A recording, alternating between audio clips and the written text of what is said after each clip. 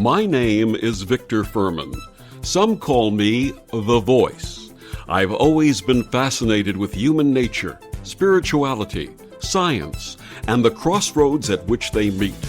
Join me now and we will explore these topics and so much more with fascinating guests, authors, and experts who will guide us to Destination Unlimited.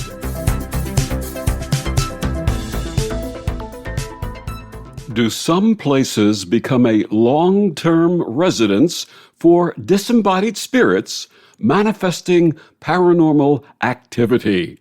My guest this week on Destination Unlimited, paranormal researcher Alex Matsuo, says the Trivet Clinic in Hamptonville, North Carolina, is one of those haunted havens.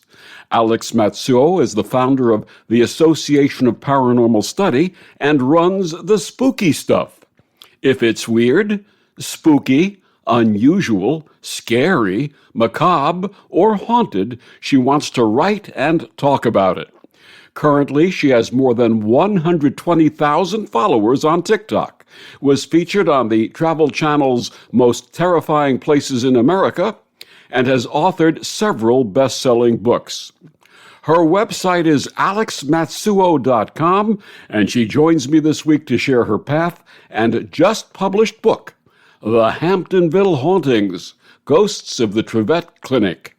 Please join me in welcoming to Destination Unlimited, Alex Matsuo. Welcome, Alex. Hi, Victor. How are you? Wonderful. It's so great to have you on the show. I've been wanting to do this for a couple of years. We finally got it together. Well, thank you so much for having me. I'm so excited to be here. And I'm looking forward to the conversation. Alex, please share with our listeners your early path and how you first became interested in the paranormal and disembodied spirits. That's a great question. Yeah. So I had, like many investigators, had an experience when I was a kid. My experience happened in Appalachian, Kentucky. I was visiting my grandmother's family, so I was staying with my great-grandmother.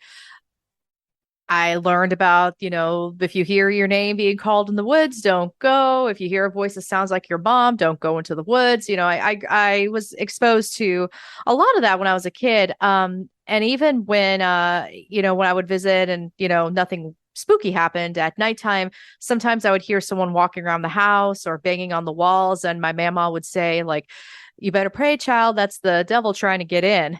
And you tell that to like a 5-year-old, that's it's a little bit traumatic. So so I did have an experience when I was a kid at my great-grandmother's house in Appalachian, Kentucky, maybe an hour away from Point Pleasant, West Virginia. So where my mom was born at Wright-Patterson Air Force Base. So that's a very famous base in the UFO world. So so I always joke that it was a dark and stormy night because it really was a dark and stormy night. And this Southern California kid was being exposed to one of her first intense East Coast thunderstorms. Wow. I grew up in San Diego, where it rains maybe 5 days out of the year. So seeing like an intense thunderstorm like this one, it was interesting. So I kept trying to look out the window because I wanted to watch, the wind and the rain, and it was just so much rain. And I was like, wow, this is really interesting. And then I looked away for a moment, and then I looked back outside and I see this cloaked figure just standing there. And again, this was an East Coast thunderstorm. The wind was going crazy. The rain was practically falling sideways. And I noticed this person's robes did not move at all. Like they weren't affected by the wind. So I get a little spooked. I close the curtains and then I sit for a moment. I'm like, I wonder if they're still out there. I open up the curtains. Not only is this thing still out there, but it got closer to the window. Ooh. So I close the curtains again, wondering, is it still out there? I open the curtains, and literally it seemed like with every lightning strike, this figure was getting closer and closer and closer to the window. So I got to the point where I just closed the curtains for good. I run to the bed I'm sleeping in, and this is not the nicest mattress in the world. If you sit on the mattress, it doesn't sink, it actually tips. So Yeah, yeah. So I was, and literally that, like you sit down, and it tips, and you have to kind of wiggle your way onto the bed, so you don't fall off. And usually I shared this bed with my great grandmother because just the way sleeping arrangements were whenever we visited, I would share a bed with my mama. So whenever she got into bed, I would literally like slide to her because of the bed tipping. So I get into bed and I'm just kind of laying there with my eyes squeezed shut and everything. And I feel the bed start tipping and I'm thinking, oh, thank goodness Mama's here. I slid completely off the bed. So, and I landed on the floor, landed on my butt. I looked up and the bed was still tipped, like somebody was sitting on it. And then like a moment later, it gets back to the normal position. It even squeaks a little bit, like someone got up. But yeah, so that was like the experience that made me think, okay, that's really cool. I want to learn more. However, I grew up in a very conservative Christian household, mostly driven by my mother. I wasn't allowed to have anything spooky at home. I couldn't even read R.L. Stein's Goosebumps when I was a kid. If I did read those books, I read them at school. I couldn't watch Are You Afraid of the Dark? If I was watching like a TV show like Family Matters or Growing Pains, and there was like a reference to a ghost or a Ouija board, my mom would make me turn it off. So Hmm. it was very much stifled. It was a very stifled topic in our house. Like you just didn't bring it in. My grandma honestly didn't care. She was like, I'll tell you a ghost story. But my mom was very afraid of it. So I kind of had to really be off the radar when it came to exploring anything that was paranormal. But I always gravitated towards ghost stories, folklore, legends, myths, anything that included like ghosts or witches. I was always very drawn to. And finally, when I was old enough to drive, I would, after my mom went to bed, I would get in my car and I would drive to, again, I'm from San Diego. I would go to El Campo Santo Cemetery, which is right down the street from the Whaley House. And I would just go hang out there. And I don't know if I would count it as like legit ghost hunting, but yeah, so I was really trying to explore more about this. And then yeah, so that's really like my early origin stories. And I mean, and there's a more remarkable experience that happened when I was in college. But And we're in gonna we're terms gonna of, talk about that yeah, in a couple of minutes. But I just want to get something totally different off the wall topic. In a first for Destination Unlimited, I understand that I'm interviewing a member of the Daughters of the American Revolution. Please tell us about your revolutionary ancestry. yeah. So this was something that I was interested in because one of my friends, Dr. Catherine Laughlin, she had gotten inducted into the Daughters of the American Revolution. And I was like, okay, well, tell me more about this. And I was really interested in their work in genealogy research. I got really into genealogy from being in the paranormal because I just learned so much more about these hauntings when I did genealogical research. And yeah, so and they have access to some really remarkable records and they know how to do historical research. So I was really drawn to the organization, but you have to have patriotic ancestry to do so. And I thought I had tracked down an ancestor who was part of the American Revolution. Um, and the genealogist I was working with, because every DAR chapter has a genealogist that essentially works to prove your ancestry, so to speak. Like they go through historical records, they read primary sources. I mean, what they do is amazing. So she came back to me. She's like, Alex, I can't really connect you to, his name was Drury Rigsby. And my mama's, maiden name is Rigsby. She's like, I can't connect you to him, but I found about 3 or 4 other patriots that we could probably connect you with. And I'm like, oh, okay. So the ancestor that they ended up using was a man named Joseph Toller, which is a little interesting because I went to Toller Elementary in San Diego, but it's not the same Toller. This was a William Toller for my school, and my ancestor is Joseph Toller. I keep meaning to learn more about him. and that's actually one of my 2023 goals, is to figure out who he is. And the way they found the connection to that was from an old like newspaper article from like the late 1700s. I think it was for Joseph Toller's daughter, something like that.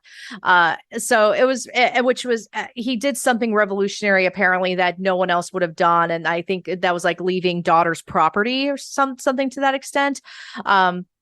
Yeah. So joining DAR has given me access to some amazing historical records, but also learned more stories. I'm really fascinated with people's stories, and I think that's partially why I'm so drawn to the paranormal, is because, you know, you get to hear the stories of people who are no longer with us, and sometimes you get to hear those stories directly from these people in spirit form. So I think joining DAR was a big move in my paranormal career, but also, you know, with volunteering and everything. I mean, DAR does a lot of really good stuff for the community and for our veterans. There's a lot of opportunities there that I wouldn't have had if I didn't have that connection to the organization. Now, you hold an MA in theater from San Diego State University. What attracted you to acting, and how have you pursued it?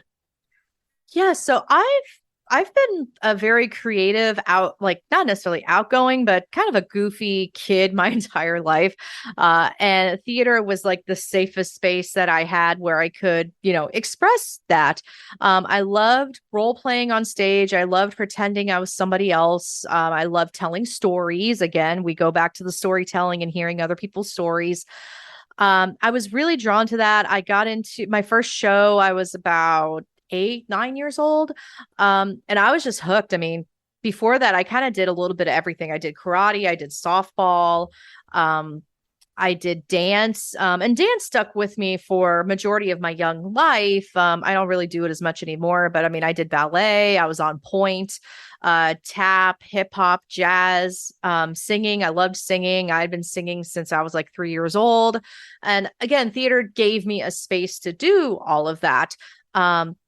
And then, of course, you know, not you know, this wasn't a remarkable experience that I mentioned, but you know, in the beginning, but, you know, I had a few experiences in theaters, and I got exposed to the idea of theater ghosts at a very young age as well. And again, I was very fascinated with that. I was like, ooh, tell me more. I want to know more about this.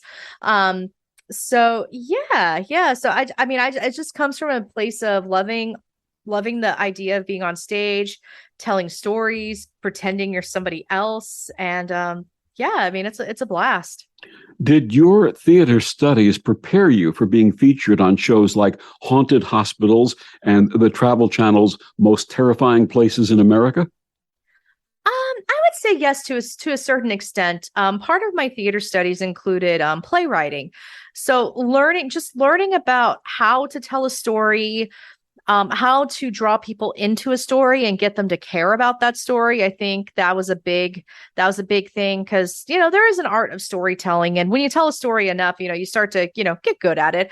And then adapting that into TV, I think, especially with the Haunted Hospitals episode, I had to be incredibly vulnerable for Haunted Hospitals, because I was telling a very painful chapter in my life. And I think thanks to my acting training, where you have to have your feelings accessible, but you also need to have them somewhat in control. Otherwise, you just become a blubbering mess on stage and there's no hope. I think having that training and restraint and showing vulnerability, I think really helped me. And we're going to talk about that experience a little later. One more non-paranormal question. Your bio says you are a social media influencer. You have more than 120,000 followers on TikTok. Now, for an old fogey like me, please explain what a social influencer does and what you influence. Yeah, so social influencer, it's one of those terms that I'm actually extremely uncomfortable with, but I've learned that when you have a big enough following, your opinions are heard by a lot of people, and sometimes you can literally influence and inspire people to think in your direction. So knowing that, I've had to learn to be extremely careful about the content that I post. Yeah, so essentially what I do on my TikTok is I make I make a variety of different videos. Sometimes they're funny videos where I'm dressed up as a ghost and, dancing on screen. Sometimes they're funny like that. Sometimes they're more serious, or I'm debunking a video that I see because, people will tag me and stuff all the time and say, "Hey, is this video real?" But when it comes to the influencer side of it, since I do a lot of debunking videos on TikTok, I have to be really careful with how I debunk too, because if I'm too mean, then I could potentially emotionally traumatize a person.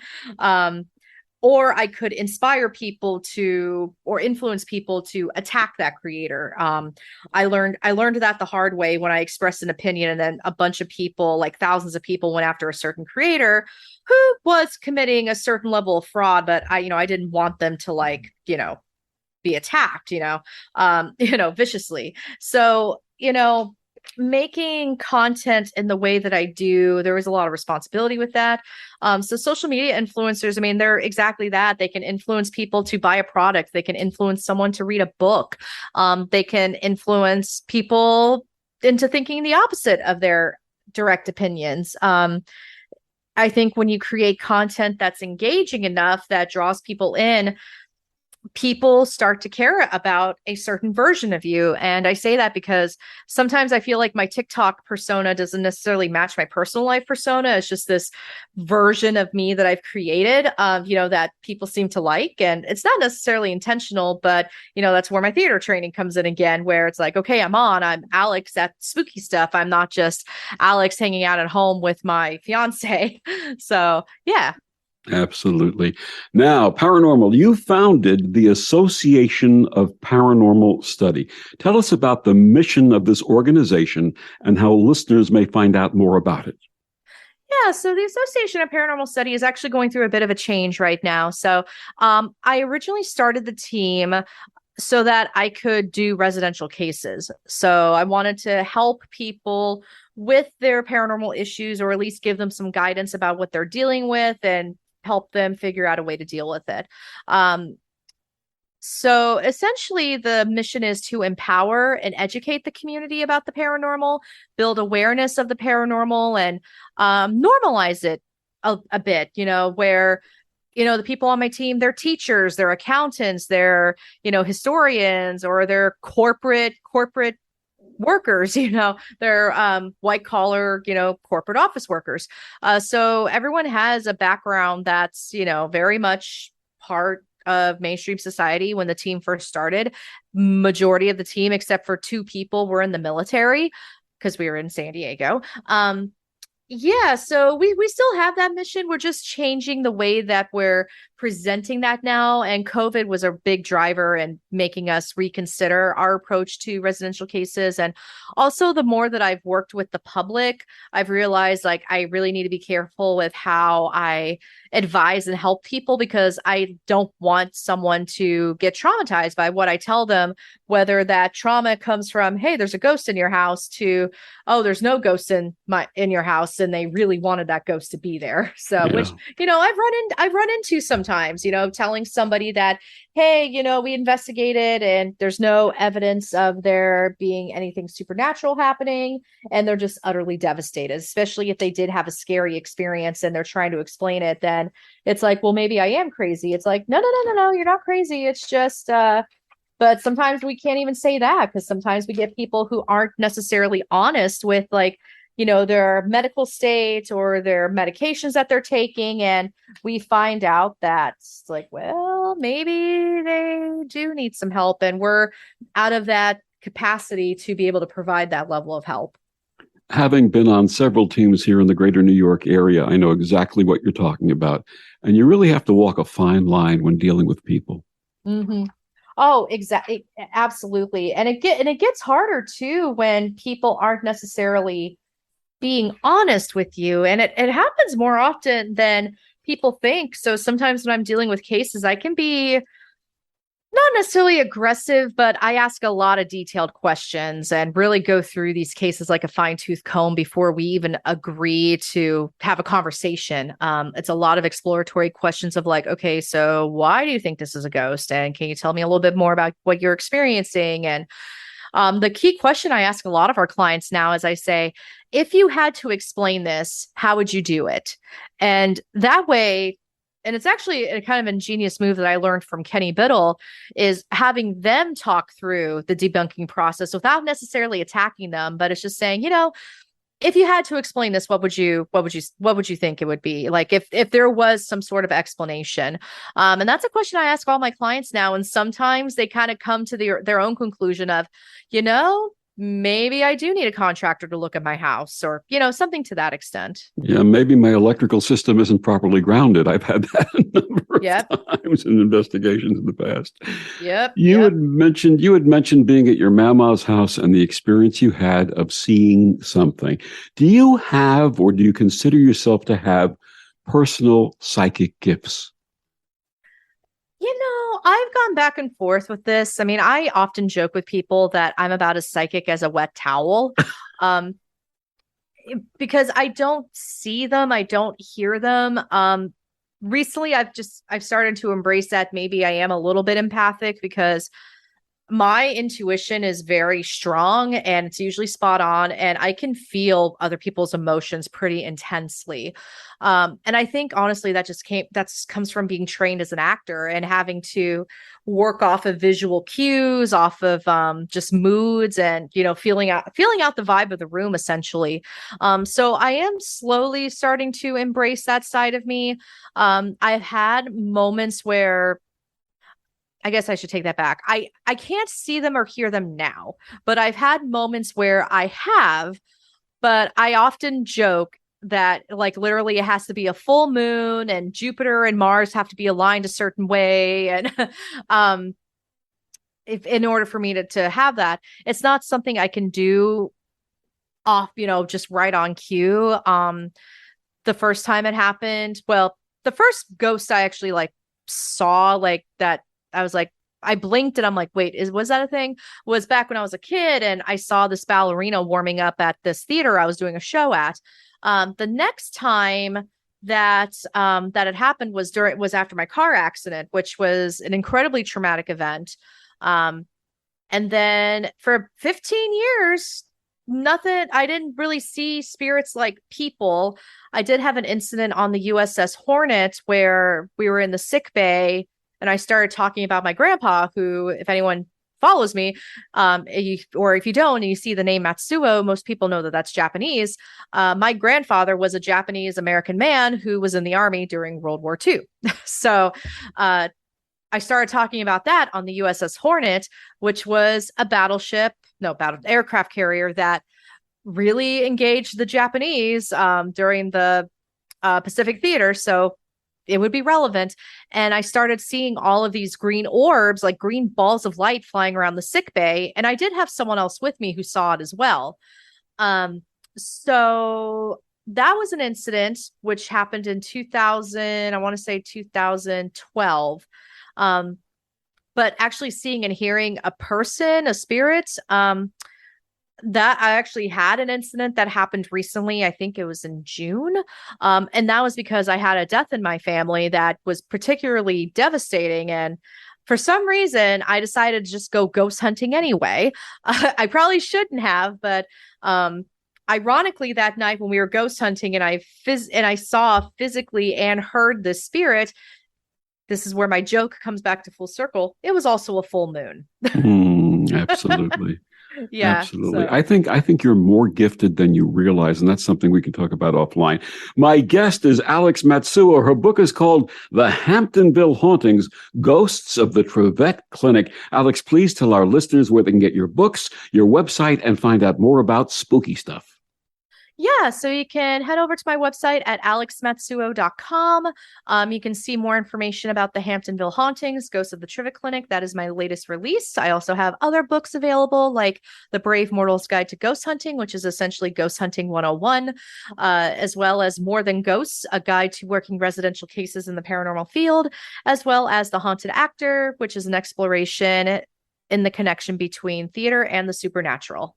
And we're going to talk more about those books when we come back after these words on the OMTimes Radio Network. The cutting edge of conscious radio, OMTimes Radio, IOM FM. OMTimes Magazine is one of the leading online content providers of positivity, wellness, and personal empowerment. A philanthropic organization, their net proceeds are funneled to support worldwide charity initiatives via Humanity Healing International. Through their commitment to creating community and providing conscious content, they aspire to uplift humanity on a global scale. OMTimes, co-creating a more conscious lifestyle.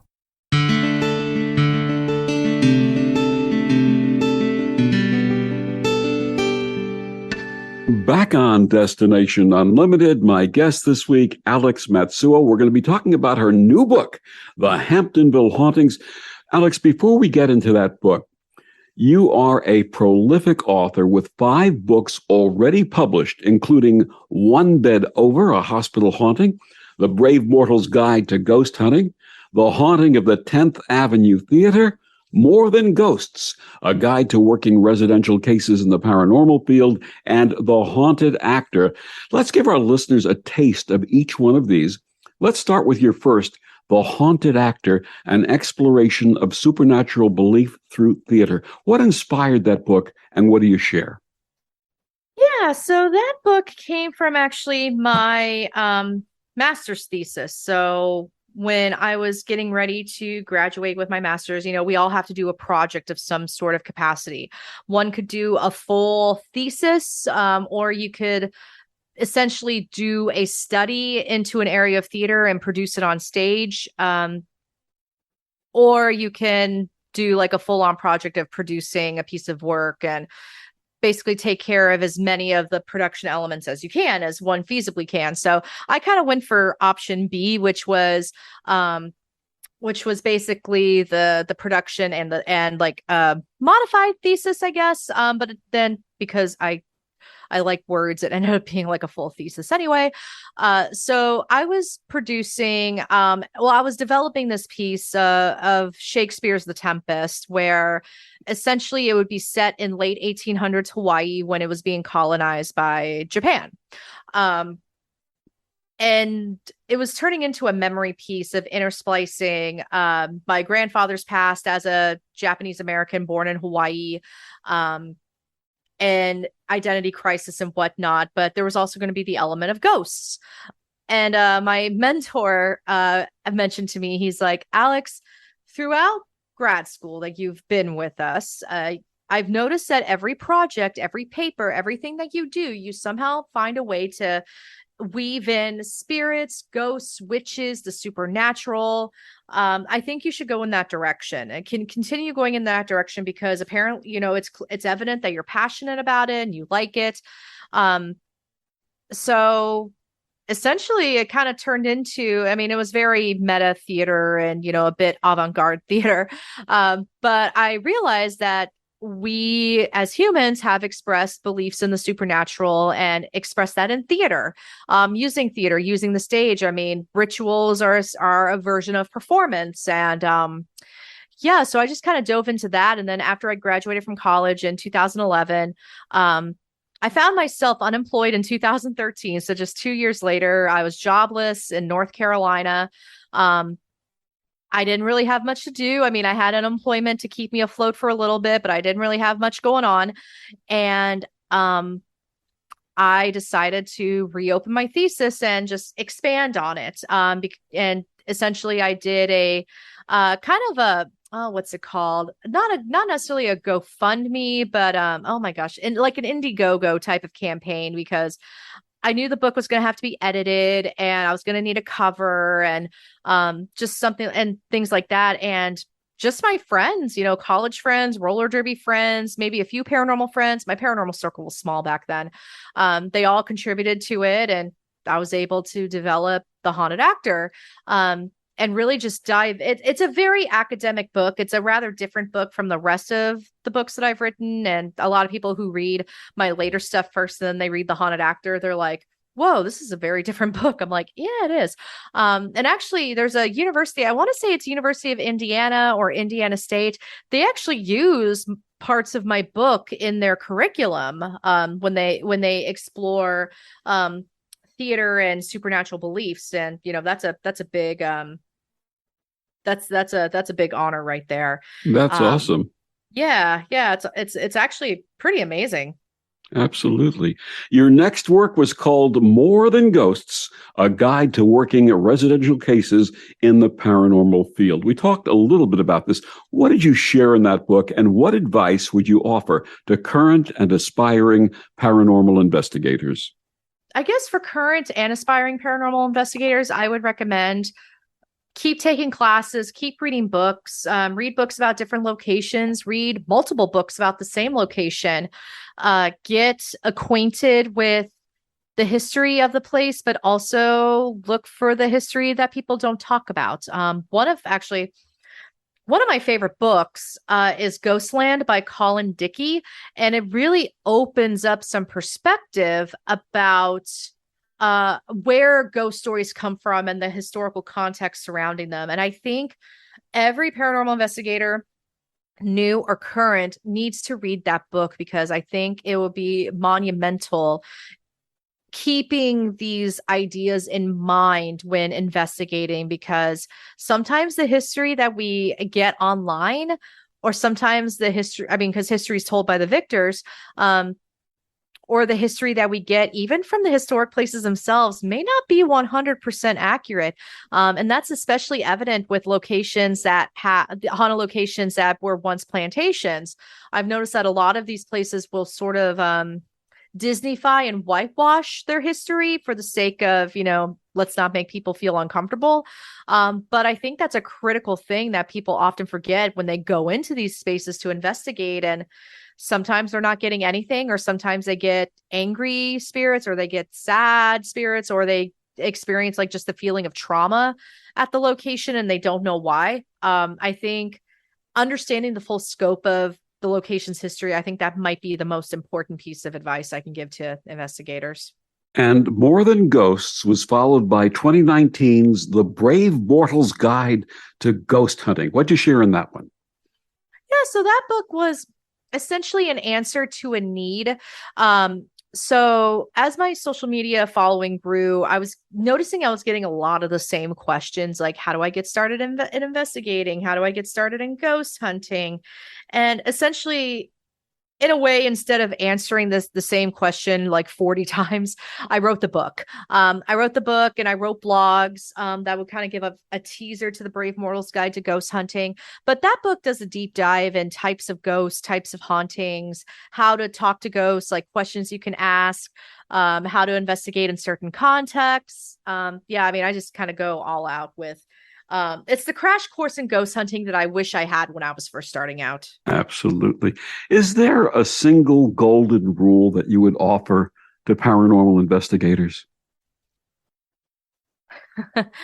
Am I allowed to cuss on this Yes, show? you may. If you want to use the S word, yes, you may.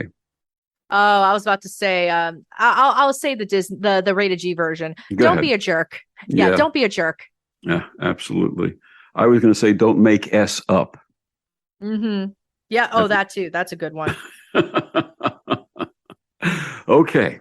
Last year, you published One Bed Over, a Hospital Haunting. We started alluding to this a little earlier. What happened that led up to this? Yeah, so I'm gonna tell the short version because it's a very long story. So I was on my way to a New Year's Eve party, 2005 going into 2006. I got into a really bad car accident.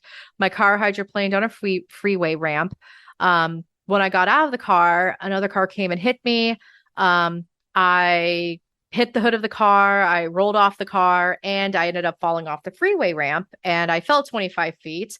Uh, so wasn't in the greatest condition. I was severely injured. I had to go to the hospital to get treated. I had to go like I was not doing well. I was fading fast.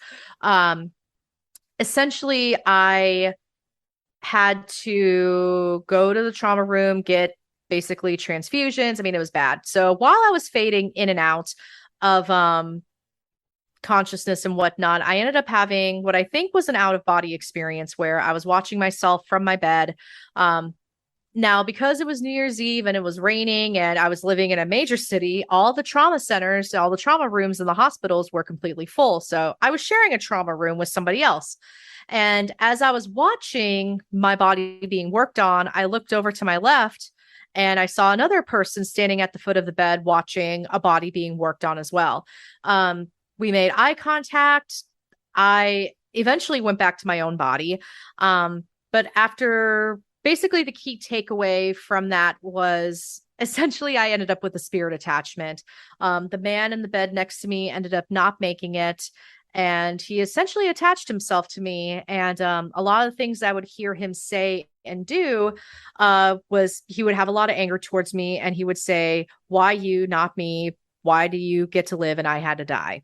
And that lasted for about 8 months, about 8-ish months. So it was, it was pretty intense. And that story was featured on Haunted Hospitals, correct? Yep, it was. It was featured on Haunted Hospitals about a year ago, around this time. So yeah. Where can we find Haunted Hospitals? You should be able to find it on Discovery Plus. I think it's also on Travel Channel as well. I have Discovery Plus, so that's where I watch most of my paranormal programming now. But Travel Channel, maybe Discovery Channel.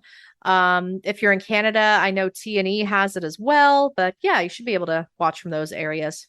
And that takes us to your brand new book, just published, The Hamptonville Hauntings, Ghosts of the Trivet Clinic. First of all, the cover art is the most captivating I've ever seen on a book on the paranormal. Who created that cover art?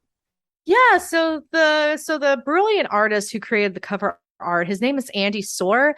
If you are familiar with Haunted Magazine, he designs Haunted Magazine. So when I joined the Haunted Magazine family recently, I had reached out to him because I know he had designed a book cover for my friend Amanda Woomer, who publishes a lot of stuff about Western New York. She handles the Feminine Macabre that comes out a couple times per year. So she's a powerhouse, and I've seen her covers done by Andy and I really like them as well. And I just reached out to him and I said, hey, I was wondering if you'd be interested in designing my book cover. And he sent, literally all I said was, it's about a haunted location. Here's some pictures of it. I look forward to seeing what, after you agree, I look forward to seeing what you come up with. Maybe 2 hours later, he emails me back and he sends me that beautiful cover. And he's like, oh my, he's that's like, amazing. Is this what you were looking for? And I'm like, you nailed it. Like, you nailed it. No notes. You nailed it. Listeners, you got to buy this book just to see the cover. It's literally amazing what's on that cover. You look at that cover and you get goosebumps looking at the cover. Not fear goosebumps at the energy that comes off of it. Beautiful job that the gentleman did. Absolutely. So now, where is the Trivet Clinic located and how did it first come to your attention? Yeah, so it is located in Hamptonville, North Carolina, which is about 2.5 hours west of Raleigh and maybe an hour and a half east of Charlotte. So it's actually closer to like Mount Airy and Boone and Hickory, North Carolina. So we're kind of almost getting into the mountains. So I first heard about it in 2018. Well, actually, maybe in 2017. Haunted locations in North Carolina aren't the most accessible. There's a couple teams that have exclusive contracts with certain locations. So getting into these places isn't easy. And I was really like wanting to investigate more that didn't involve like residential cases. I wanted to just go to a public location where I could, investigate and all that good stuff. And one of my friends, Tina McSwain from the Charlotte Area Paranormal Society, she at Con Carolinas was telling me about the Trivet Clinic. And so I took her advice. She gave me an email address and I emailed the owners and I said, hey, can I come visit? And they said, absolutely. I brought my meetup group in 2018, April 2018, and we had some interesting things happen. So I was hooked. I was hooked and I was like, okay, when can I come back? And it's been that way ever since. I mean, besides COVID, I was when I was living in North Carolina, I was going to the Trivet Clinic maybe every couple months. Since I moved to the DC area, it's turning into more of a annual trip, or even semi-annual, depending how often I can get to, North Carolina. But yeah, it's a pretty special place. Give us a little history of the Trivet Clinic. Yeah, so it was opened in 1932 by a man by the name of Dr. William Amos Trivette, and he served in the Army in World War I. He studied medicine in Virginia, and then he went up to Pennsylvania for a little bit, but then he eventually returned home to take care of his parents, because they were towards the end of their life, and he decided to open up his own practice in the Trivet Clinic. So this was a very rural hospital, in the middle of nowhere. There was a larger hospital about 30 minutes to an hour away in Statesville. So the treatment at this particular clinic wasn't like super dramatic. It was like, people got their tonsils taken out, babies were born, appendixes were taken out. Now there was the occasional like, oh my gosh, this person was in a car accident down the road, let's take them to the Trivet Clinic, and they died. So, I mean, there was some, traumatic deaths that happened there, but it wasn't like to the extent of like Waverly Hills or Trans-Allegheny or any of those places. I mean, overall was a very beloved location. I mean, there are people still alive today who have parents or grandparents who were born there. So it's a location that's deeply tied to the community. Sadly, Dr. Trivette died from pneumonia in 1938. His wife tried to keep the clinic open for a couple more years, but it didn't really happen. So it was sold to a man named Leo Rivers, and he actually opened a supper club in the basement, as well as run a detox clinic on the on the main and second floor. Yeah, so get your drink on in the basement and then get your stomach pumped upstairs. Unbelievable. We're gonna talk more about the actual hauntings when we get back after the next segment. My guest, Alex Matsuo, her new book, The Hamptonville Hauntings. We'll be back with more of Alex after these words on the OMTimes Radio Network.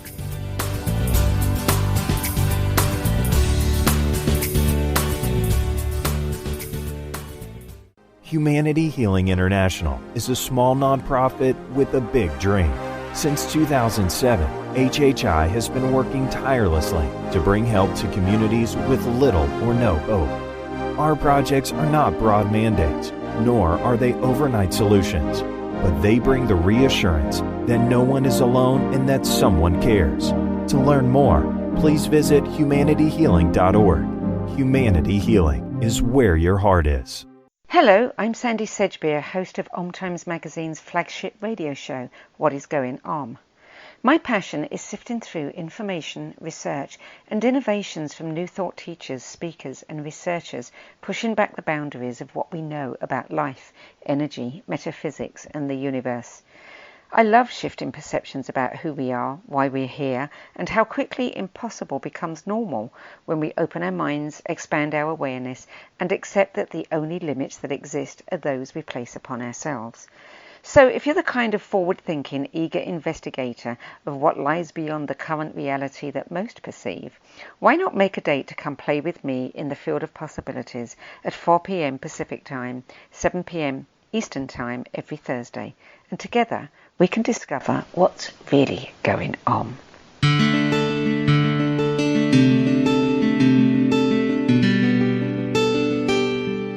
Back on Destination Unlimited, my guest this week, Alex Matsuo, her book, The Hamptonville Hauntings, Ghosts of the Trivet Clinic. Alex, we were talking in the last segment a little bit about the history. What was it like to investigate the clinic, and what were some of your early experiences and findings? Yeah, so some of my first, I guess I can talk about the event that really inspired me to, oh, that's weird. One of my crystals just fell. That's weird. Anyway, spooky stuff. Yeah, so that's a little weird. I have some Swarovski crystal cats on my desk, and there's these little balls, like little crystal yarn balls that they come with, and I have them secured, but yeah, one of them just rolled off my desk. That was interesting. Okay. Anyway, so so when I was investigating the Trivet Clinic, we were in the basement and there's a little girl ghost in the basement by the name of Majesty. And she really likes to play games. There's another little boy in there. His name is Jimmy. Again, young little boy. So we were trying to play tag specifically with Majesty. And I said something to the effect of touch one of us, let us know who's it. And you can hear this little teeny tiny voice in the recorder say, tag, like just very faint. And I was like, what? I was like, what, really? So that was like the experience that I said, okay, I need to come back here. Let's see, another one. So one of the experiences, and actually the chapter in this book is called Musetta's Waltz.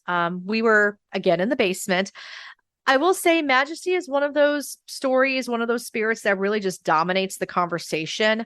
So whenever people go to the Trivet Clinic and they're in the basement, they grab the ball and they try to play with Majesty.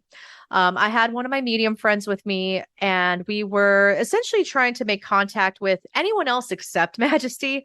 Because, we had already played with her, we talked with her, and, I said, hey, is there anyone else that wants to chat with us? And, I started naming off the adults that are known to haunt the basement and the Trivet Clinic.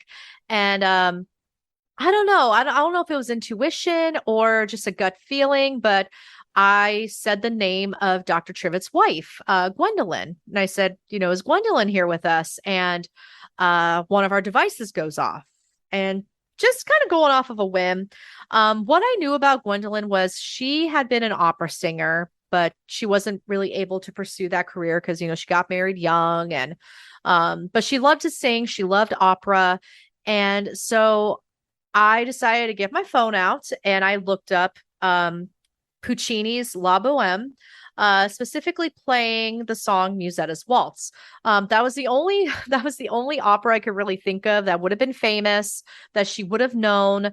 So I just started playing the music, and when I started playing the music, all of the devices that we had started going off. Like they started to light up, they started to make noises. They even swelled with the music. Like if the music got loud, like the K2 meter would go to red. It was a very emotional experience. And then after that was done, I'm like, okay, I need to try to debunk this. So I decided to play some Van Halen afterwards. I put on Dreams by Van Halen, and or not Dreams, Jump. I played Jump by Van Halen because I'm like, if anything is going to make these devices go off, it's going to be Van Halen, because there's a lot of levels to that song, and nothing went off when Van Halen was playing. Mm-hmm. So, yeah. Interesting. I was going to ask you before, did you ever sing? Because you're a singer also. Did you ever sing to the spirits? I haven't yet. During one of our last investigations at the Trivet Clinic, one of my team members is a theater person, and he's actually an opera singer too. So he actually went in there and sang some opera. And I think that actually really helped, because we played Musetta's Waltz once more, and we actually caught an EVP during Musetta's Waltz. You could hear this woman sigh. You can hear this voice go, very just I think she was enjoying the music. So I think coming in there and giving her some validation and acknowledging her existence, I think that made a huge difference for her. Is there something unique about the building, the grounds, or the Hamptonville, North Carolina area that make it a mecca for paranormal activity? With Hamptonville, so with the Trivet Clinic specifically, it's believed to be haunted by over 70 spirits, which, I'm kind of looking at that. I'm like, okay, that's weird.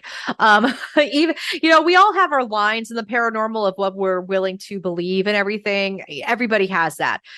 There's always that one story you hear and you're like, really? And that was one of those for me. But knowing how many people went through the Trivet Clinic doors, because later in its existence, it was a nursing home twice. So there was many people that went through those doors. A lot of people still have connections to that place, through family lines. I think it's just really charged. And I also know, because I have a friend who was a local to that area, that there's a lot of areas in Hamptonville that are very haunted as well. So I don't know if there's something going on that's land based or if it's just the community connection there. We found in the work that I used to do in paranormal investigation that certain areas, because of the soil content, the mineral content of the soil, were more conducive to retaining disembodied spirit energy than other places. Mm-hmm. Yeah, so I know behind the Trivet Clinic, there's 2 ponds, and I've been wanting the owners to maybe try to do a land survey as well, because I'm wondering if there's like limestone or quartz or even running water near the clinic too that might help that. Because I did look up maps with ley lines and I didn't see anything come up around the clinic. Not yet. The resources that I've had access to is not, they haven't given me anything, but yeah, but it's also near a major highway, but also like North Carolina is a very old, I mean, all land is old, but North Carolina in particular, that state, that community is old. I mean, it's one of the first colonies was in North Carolina, so the history is very deep there, especially by Scotch Irish in that area. There's also, of course, turmoil with, the natives and in that, that once existed in that area. So I think just land wise, there's a lot going on there that just makes it very charged. One of the recurrent themes of my recent interviews has been synchronicities, what Carl Jung defined as meaningful coincidences without causal connection. You share about this in the Hamptonville Hauntings. What is your take on synchronicity? It's a bit, sometimes I'm like, am I looking too deep into this and I'm too desperate for synchronicities? But also sometimes I don't think it's an accident. Like in the book, there is one incident where we did have some synchronicities where I was reading an article about how Dr. and Mrs. Trivette encountered somebody shooting a gun at their car. And while I was reading that article, we heard gunshots outside. And granted, it was more than likely the neighbors. But we were also there very late at night. I think it was pretty late at that point. So like who goes out 11:30 midnight to go out and shoot guns? Like what motivated that person to go out there and do that? So I think, and plus there is some synchronicities happening with the Trivet Clinic in terms of the names of the spirits. And 2 of the spirits that are named there also share the same name of 2 people who either lived at the clinic, who are still alive, or regular visitors. And I find that interesting, which makes me wonder, like, did these names come from a spirit, or is it a name that the spirits were given, and that living person's name just happened to pop up on a spirit box because their energy is attached to that place? So the synchronicities, I'm sure there's a meaning behind them. The fact that I've encountered them several times at the clinic tells me that I'm not sure how much of a coincidence it is versus I think there's maybe something or someone trying to communicate something to me. I'm not sure. Interesting. Thank you for sharing that. What would you like readers to take away from the Hamptonville Hauntings? I would like them to take away that, spirits are people too. Yes. But also there are spaces that seem to be more welcoming towards spirits. And we should pay attention to those spaces where it's a haunted location, but it's not based in trauma. Like it's not this horrible, awful place where spirits are trapped.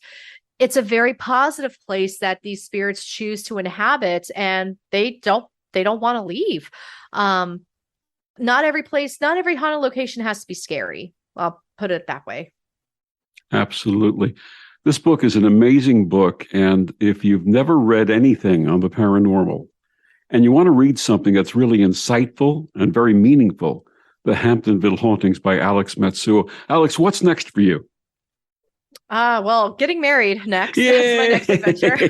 Congratulations. Thank you. Yeah. So yeah, I'm getting married October 15th. It's coming up quick. And I will be at Mass Paracon up in Concord, Massachusetts in early November. And then I'll be visiting the Lizzie Borden house for the first time in November as well. So I'm probably just going to hang out in New England for a week. I am participating in an event called Pan Paracon. It's short for Pandemic Paracon. That's going to be happening the weekend of September 30th through October 2nd. I'll be speaking for that. It's all virtual online and I think it's free. Don't quote me on that. And then I think that's all I have for the rest of 2022. 2023 is going to be very busy. I'm going to be in Norfolk, Virginia for MarsCon. Then I'll be in Richmond for RavenCon in April. And then I'll be at Troy Taylor's Haunted America convention or conference in June, Carolinas. Yeah, 2023 is going to be a very busy year for me. Absolutely. Her book is called The Hamptonville Hauntings, Ghosts of the Trivet Clinic. Alex, one more time, please tell our listeners where they can get your books and find out more about you. Yeah, so you can head over to alexmatsuo.com. You can also find my books on Amazon. I am selling signed copies of the book as well. So if you want that extra special personal touch, you can grab the book directly from me. I do have some copies available. You do have until about October 1st to grab those copies, at least until after my wedding, because that's just how life is. But yeah, so I'll be doing I also do signed copies if anyone's interested. You mean you're not going to sign any books on your honeymoon? What's wrong with you? Alex, thank you so much for joining us. This was absolutely delightful. Yeah, thank you so much for having me. This was a great convo. And thank you for joining us on Destination Unlimited. I'm Victor, the Voice Fuhrman. Have a wonderful week.